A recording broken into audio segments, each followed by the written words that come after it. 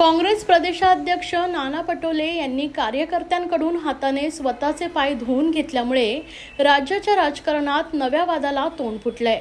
या गोष्टींमुळे महायुतीमधील नेत्यांनी नाना पटोलेंवर टीकेची झोड उठवली आहे। तसेच या गोष्टीचा निषेध करण्यासाठी आज राज्यभरात भाजपातर्फे निषेध आंदोलन करण्यात आले आहे।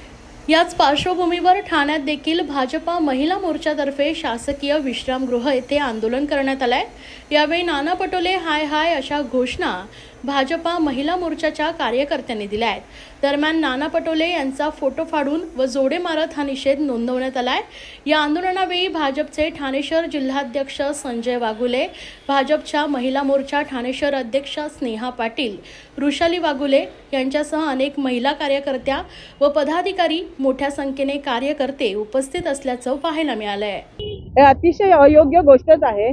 तुम्ही काँग्रेसचे एक मोठे पदाधिकारी आहात, तुम्ही प्रदेश अध्यक्ष आहात, तुमच्यात एवढी तर समज असायलाच हवी होती की तुम्ही देवाच्या दर्शनाला गेलेत आणि देवाचं दर्शन करून येऊन तुम्ही तुमचे चिखलाचे पाय एका ओबीसी कार्यकर्त्याच्या हातून धुवून घेताय। म्हणजे तुम्ही काय स्वतःला काय देवाच्या लेवलला समजायला लागले। प्रत्येक आणि आपण काँग्रेसकडून दुसरी अपेक्षा करू पण शकत नाही। त्याच्यामुळे आम्ही ठाणा महिला मोर्चा, ठाणे शहर भाजपा, ठाणे महिला मोर्चा, युवा मोर्चा, आम्ही या गोष्टीचा अतिशय मनापासून आम्ही निषेध करत आहोत आणि त्यांनी माफी मागितलीच पाहिजे आणि नाना पटोलेंनी माफी मागितल्याशिवाय हे आंदोलन बंद होणार नाहीये। आज तुम्ही बघत असाल एवढा जोरात पाऊस आहे तरी सुद्धा एवढ्या सगळ्या महिला एक मनात राग ठेवून इथे आलेल्या आहेत नाना पटोले बद्दल आणि सगळ्यांच्या मनात एकच भावना आहे की त्यांनी एक तर राजीनामा द्यावा नाही तर त्यांनी माफी मागावी। ओबीसीचा अपमान करायचा त्यांना काहीही अधिकार नाहीये। तो एक छोटासा कार्यकर्ता असला म्हणून काय झालं, कार्यकर्त्यामुळेच एक पक्ष उभा राहतो, एक टीम उभी राहते, त्याच्यामुळे त्यांनी माफी मागावी हीच आमच्या सगळ्या